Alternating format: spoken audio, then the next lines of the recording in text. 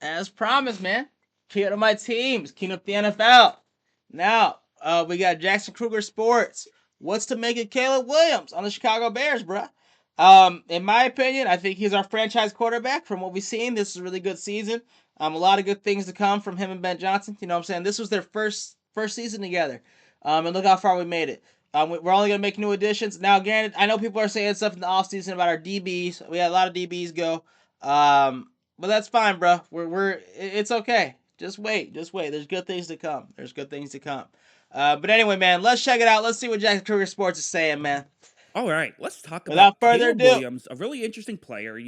Obviously got the generational talent label attached to him after his really good college career. A lot of people thought he could be the next, Mahomes type player. Maybe that's a bit strong, but a lot of people thought that was at least a possibility. Year one, it didn't go. he's gonna be his own thing. He could be his own thing. You know what I'm saying? He could be his own thing. I hate when people try to do that. They try to be like, "Oh, he's the next Tom Brady. He's the next Mahomes." Like, no, he's his own player, bro. Like, stop it. Great. Year two went a lot better. They were able to win a playoff game with him, nearly won a second playoff game with him.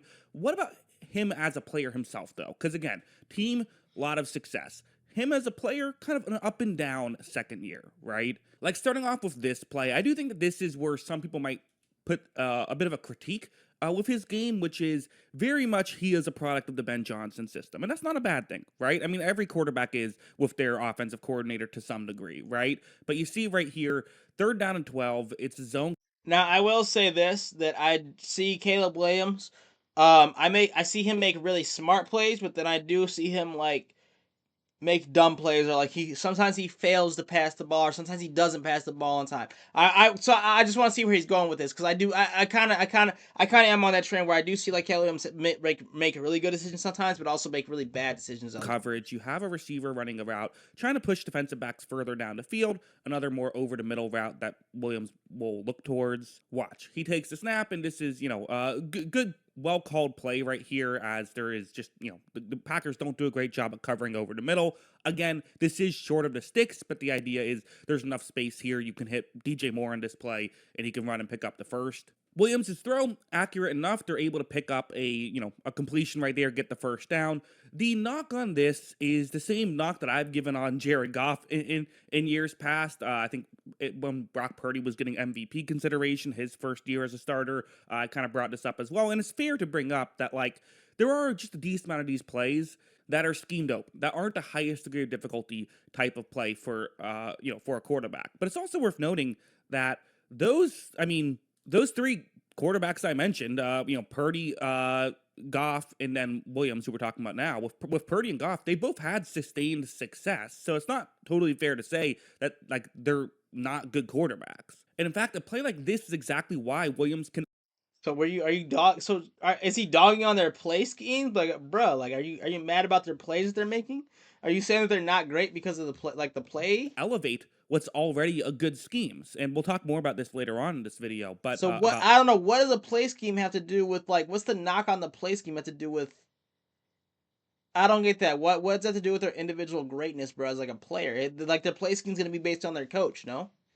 I don't know. This kind of mindset. There are plays comments. like this where you have a receiver running a route, again trying to get defensive backs out of position. These setup routes always very important when it comes to a Ben Johnson scheme. But it's a tight ends route going down the field. Hopefully there'll be a linebacker covering him, and that could get open. Watch. So Caleb Williams is going to run this play action. It's Colston Loveland who is running the route. Williams has to throw a bit off balance because there is some pressure, and this is not wide open, and it is pretty far down the field. I mean, 17 yards down the field or whatever. But he is able to throw a strike, again, under pressure, down the field, needs to get the ball there quickly, able to do all that stuff. Just the physical tools that he has allows for this concept, allows for these schemes to just be elevated. And while we're talking about this idea, let's just get to the other play now. I mean, I won't spend forever on this play because I'm sure you all remember it, but let's make sure we at least bring it up. This is the other aspect, and this is why, again, I made the Brock Purdy comparison just a second ago, and Brock Purdy is not the best quarterback, in my opinion, to play for a Kyle Shanahan scheme. And I know Shanahan's different than Ben Johnson, but they do a lot of similar stuff. They made it to the Super Bowl that one year. You can't say that they don't. I don't know. I like. You can't say that like Brock Purdy isn't the best quarterback to play for that scheme when they've already been to the Super Bowl, bro, with that scheme and him and the team. Now you could say that like I guess he's saying as a quarterback, him like as a quarterback in that scheme, but I don't know. You for a team to work, right? For a team to go to the Super Bowl, the quarterback has to be on par. Like it's a lot. It's heavily based on how you can distribute the ball. So for him to say that, like, I know he's saying like, so where I go with that is he's saying as an individual player, like as an individual quarterback, that Brock Purdy doesn't fit in his Kyle Shanahan scheme. But I don't really agree with that because it's like they've already been to the Super Bowl, bro. And then it's like I don't know. And then like if he's gonna say that about Williams, I don't really agree with that Purdy either. is not the best quarterback to play for Kyle Shanahan. I don't agree with scheme. that. I think you would argue Matt Ryan is, but Purdy actually has had more success Yeah. than Matt Ryan has had if you look like EPA per play. And I think the logic is, you look at those kind of easily schemed up It plays. is about supporting cast, but again, your quarterback has to like be able to connect with that scheme for the team to be successful, bro. That's my thing. We'll talk about Chicago now. Caleb can still do those plays, right? He can.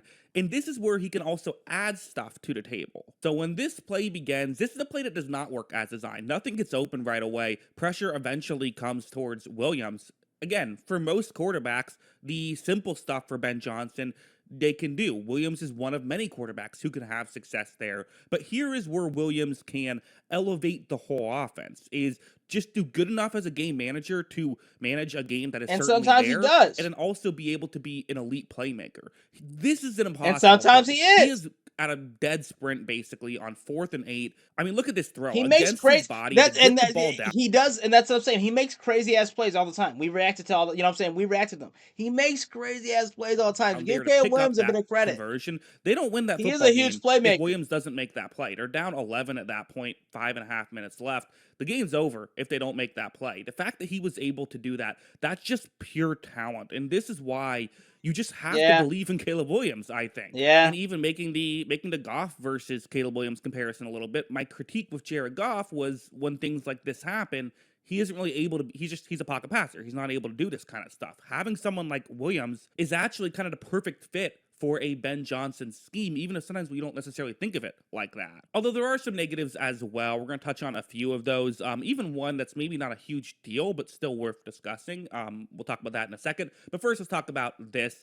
I mean, this is a part of his game that is a part of his game right now. It's a 4th down and 4, and you see you have Colston Loveland going over the middle. You know, there was a lot of talk about these 4th down decisions that Ben Johnson kept going for, and it felt like Williams kept throwing interceptions on a lot of them. Usually they weren't even his fault, just kind of, tough situations. But here, 4th and 4, you have a receiver going over the middle. Williams takes a snap, and this is open right here. I mean, it takes a second for it to get open, but it gets open. And this is an opportunity to, get at least within field goal range and make sure you can get another 3 here. Again, at the time, we know that they came back and won, but at the time, you're down 18 at the end of the half. Getting maybe 7 here feels like it would go a long way, or at least 3, except this throw is just off. And listen, did he think Loveland was going to keep going a little bit? Loveland slowed down. Probably, that's probably what happened, but still, you got to make that play. Those two guys have to connect on this play. You can say what you want. That's like a basic, like, just a miscommunication error, bro. I don't know why he's emphasizing this. Like it's like a major error of his game. Like he misses passes all the time. And they just weren't able to do I don't know. And that's just something that is is something that has to get cleaned up. It's one bad. I mean, but it's one bad play, and then like every quarterback, I don't know. Every quarterback has a play like that where they miss a player, like they have a miscommunication with the receiver they're trying to throw it to. No, I don't know. Year 3 overall for Caleb Williams. Like this one's another one where this one I think you can put more on like the accuracy. To call him inaccurate would be unfair because I see a lot of throws like that 4th down and 8 play. That's a ridiculously accurate throw, right?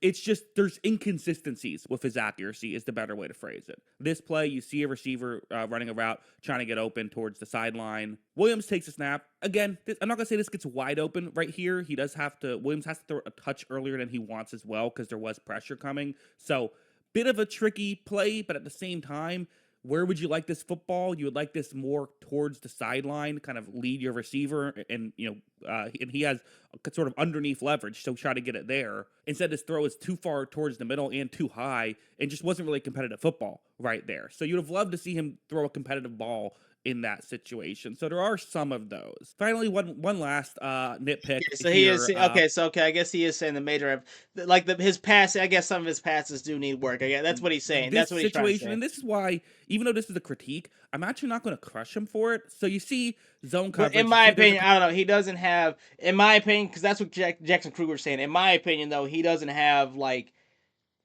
To me, he doesn't have enough bad pass plays to where it's noticeable to me. Where I'm like, okay, he needs to like correct that. I don't know. To me, he's made amazing. He's made a lot of amazing pass plays in my opinion. So concept that's just towards me. the offense is right that he wants to look towards. You don't have to pay too much attention to it because watch how when Williams takes a snap, runs this play action, doesn't love what he sees. Pressure's not really there yet. And this is one thing that I think just Ben Johnson was really smart about. Williams' biggest issue is he holds on to the ball for too long. So let's just get a good offensive line to kind of help mitigate that issue. Again, I think like if this is Tom Brady, what does Tom Brady do? Well, he's already gotten the ball to the halfback in this spot. That's not really Williams. He takes a little bit longer to make that work. But because you have a good offensive line and because Williams can move well, Yeah. watch him still eventually get to that halfback. This is the thing with young quarterbacks. And part of why I think mobile quarterbacks have become so much more of a thing in the NFL is simply because you can just develop easier because you don't have to be quite as quick with your processing right away because you can use your legs. And Gardner Minshew is the example I always go back to. Not an incredibly talented quarterback, but because he could move, he kind of was able to just hit the ground running, so to speak. To go on top of that, I say what you will, bro, but I think Gardner Minshew is a bit overrated, in my opinion.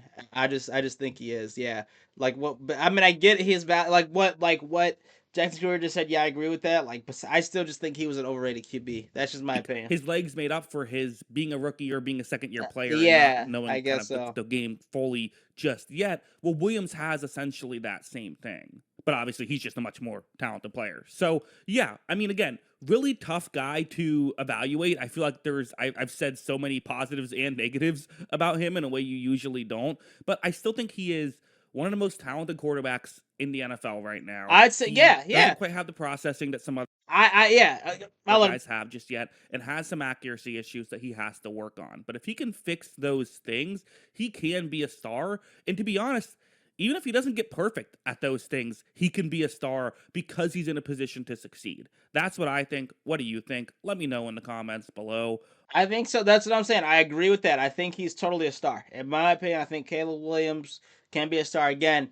So this is his second season. Again, look how far he went this, year two.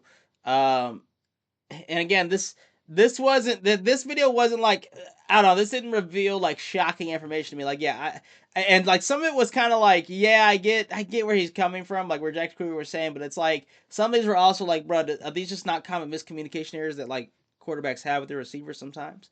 And then like and watching him, bro, like watching him, like myself, me personally, I don't find myself saying constantly like Caleb Williams needs to stop passing. He needs to stop passing. Throws too many interceptions. Sometimes I see him making plays, bro. Like he's a playmaker in my opinion. You know what I'm saying? Go watch the footage. From what I see, he's a fucking a passing playmaker. Ow, if you want to call it that. Damn, I hurt my finger. Um, ow. Anyway, kind of hurt. Anyway, bro. Yeah, I don't know, Jax Kruger, bro. I guess I agree with some of your points, and then again, I disagree with some of them. Like when you're saying Purdy isn't the best for Kyle Shanahan's scheme, bro, even though they've already been in the Super Bowl, I kind of and then you said like statistically, Purdy is. You said look at the EPA. I think it was like you said Purdy statistically is, and they've already been in the Super Bowl. He's had the most success, so it's like I don't know. We're going to disagree on some of the points, but you kind of have. I see what you're saying. There are like aspects of the game that he can work on, but like that's every quarterback. You know what I'm saying? So it's not like this video wasn't like a shocker. So yeah, man. I glaze. I'm gonna glaze. I said. Let me know what you think in the comments. That's gonna do it, man. Peace.